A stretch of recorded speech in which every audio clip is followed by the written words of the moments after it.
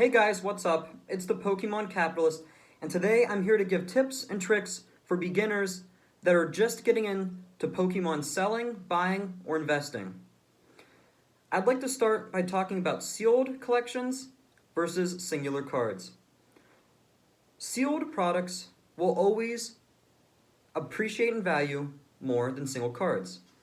This is simply because as people buy sealed products off the market, products like the Diamond and Pearl, Black and White, or X and Y era that are no longer in production, and open those sealed products, there's simply less of them. This drives the price up because there's more rarity and more scarcity. While, on the other hand, single cards, once those packs are opened, are now fresh on the market. This means there's more cards than sealed products. This is very clear in sets like Diamond and Pearl, where the most valuable card is only around $20 or $30, but a sealed booster box, 36 packs, is over $3,000.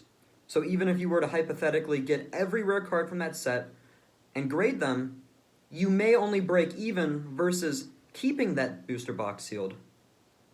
So tip number 1, buy sealed products, put them in a place where they won't get damaged from the sun, dust, anything. That will keep them in pristine condition, and then you can sell them at a higher price in 5 to 10 years. This is particularly important with sets that are out now. Because of how hot Pokemon is, people are either investing in sealed products or, more frequently, wanting to open these packs and sell the cards quickly. So while Pokemon is selling more than it has at any point in the past, including even 1999 during the first Pokemon craze, the value of sealed products over the next 5 or 10 years will still go up. Pokemon's a very safe investment because people love nostalgia. After someone, let's say the age bracket is 10 to 12, 20 years pass and those people have high-paying jobs and want to get back into Pokemon to relive memories or to get cards they weren't able to get as a kid. If you sit on sealed products for 5 to 10 years, or for Wizard of the Coast sets, as we're seeing now, 20 to 25 years, it is a very safe investment. Considering sealed base set booster boxes that at the time cost roughly $100 are going for over $20,000, it's evident that sealed products are simply a better investment. Second, I would like to talk about grading. As you can see if you look on eBay or any other site that sells Pokemon cards, graded cards go for a significantly higher price than cards that aren't graded. And you can argue, well, couldn't someone just buy a card, get it graded, and not have to worry about paying the extra $1,000, if not more dollars, for the card to buy it graded right off of eBay? Well, people are impatient. And in a hobby that's so volatile, which means changing all the time, there's no guarantee that the card you buy now and get back in 3 months graded will be worth more than if you simply bought it graded and either flipped it or held it. What this means is that a very sound investment is to simply take the time to buy cards ungraded, send them in, pay the money, and get them back. If you're looking for a quick flip, you're not always going to win. But if you can wait 5 or 10 years and sit on the graded cards, it will only go up. In any market, there are times to buy and there are times to sell. There's no guarantee in the future that Pokemon will be as hot as it is now. But over time, there will be points in which cards will sell for even more than they are now, even if there are large gaps of time where the cards are worth less than they are now. So there's not a lot of risk involved with spending the money to getting cards graded. Right now, it's $50 for an average card to get graded on PSA. This is up $40 from the last couple of years, which is quite expensive but still a worthwhile investment. With recent sets coming out like Champion's Path, Hidden Fates, and as we'll see in the next couple months, Shining Fates, cards like Charizard VMAX, the Shiny Charizards, anything Charizard basically, or any other card that's highly sought after now, will be worth getting graded. And then if you put them away, when people are going back to these sets for nostalgia, you'll have the higher graded cards, which can be sold for quite a good price. But What a lot of people are uncertain about when it comes to investing in Pokemon now is if Pokemon will repeat what the sports market did in the 1990s. What happened was there were simply too many products printed, put into the market, and it oversaturated it. There simply weren't enough people with enough interest in buying those cards in order to keep the demand as high as the supply. What this means is that 90s sports cards are still relatively worthless. Besides players like Michael Jordan or Derek Jeter, there's no cards that are sought out more than in the 90s, or rather sought out now more than they were in the 90s. However, Pokemon's different. There's not 5 or 6 different companies making Pokemon cards. There's only one. That means Pokemon of Nintendo are the only ones printing cards, not 5 or 6 different companies like Topps or Upper Deck. So they control all the supply. So even if they're printing 3 or 4 times what they're printing 2 or 3 years ago, that's not 5 or 6 different companies printing 3 or 4 more times than they were years ago. What this means is that while we may not see the price spike that we saw in 2020 for sealed products or individual cards, we still will see an increase. And while that's not a guarantee, compared to other stocks, it's roughly the same amount of risk. Now, there are always investments better than Pokemon, but if you hold a lot of interest in the hobby, not only can you make money, but you can do what you like. That's kind of the point of investing in anything. So what you have to realize is that there's always going to be risk involved. If you're spending $500 or $600 on a card, when you don't have that type of money to really put up, you'll simply start to dislike the hobby more as you're putting more risk that affects your real life into it.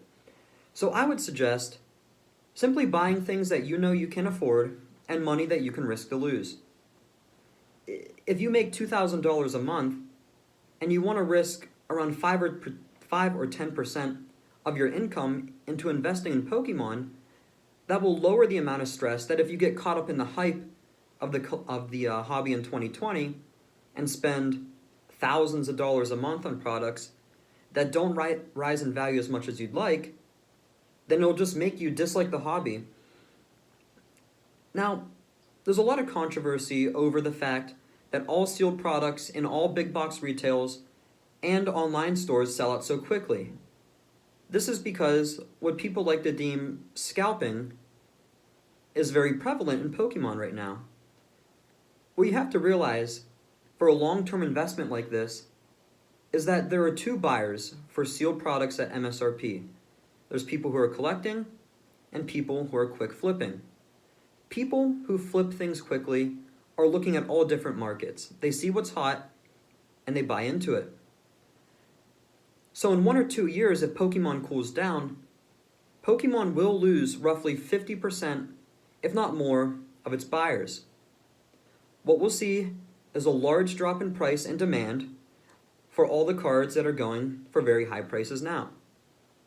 So while it seems like I'm suggesting throughout this entire video buying in a Pokemon now, if you want a safer investment, I would suggest waiting 1 or 2 years and seeing if the hobby is dying down. There'll be more products on the shelves, more sealed product to invest in, and you'll be simply spending less money. Because it's obvious it won't be hot forever. There's been ebbs and flows throughout the entire lifetime of Pokemon cards, and they'll continue to be. But if you follow the simple rule of buy low, sell high, there's pretty much a guarantee that as long as Pokemon doesn't die down completely, which is very unlikely, as it's the largest media franchise in the entire world, that you'll still make money. And while it's easy to get wrapped up in the craze of it now, it's best to look at it long term. There's a large chance that there will be another Pokemon craze in the future. As we can see, even products from the black and white era, which is roughly 10 to 7 years old, are increasing exponentially. So going to Walmart or any other retailer that sells Pokemon cards and simply picking up $30 or $40 worth of sealed product, keeping it on the shelf, is the best investment you can make in Pokemon. It's that simple. Opening up products does not guarantee you're going to get a good card. That's what a lot of people are doing now, and that's why, even though there's a high supply of sealed products, there's no guarantee there'll be a lot of them in the future. That's why it may not turn into 90 sports, because people are opening them now. There'll be a lot of single cards on the market. Things like the Rainbow Rare VMAX Pikachu may not see the price ever again that it's seeing now, roughly $250 if not more. But sealed Vivid Voltage packs will increase in value as long as you keep those products sealed. So looking into the future, it's important to be patient, because if you lose your patience, you're going to lose interest. And if you lose interest, you'll want to liquidate all the cards you have at a lower price than what you could get if you simply sit on them longer. So, to conclude, if you're looking to get into investing into Pokemon cards, you have to realize there's a lot of risk. It's not smart to get wrapped up in the hype, but to look at what's selling lower now, especially sealed products, and realizing that if you play the long-term game, you'll be beating out a lot of people. And in 5 or 10 years, or 15 to 20, when people are nostalgia collecting, now you should have a pretty good return. So, thanks everyone for watching. Make sure to leave a like if you liked the video, leave a comment if you didn't, and make sure to subscribe. Thank you.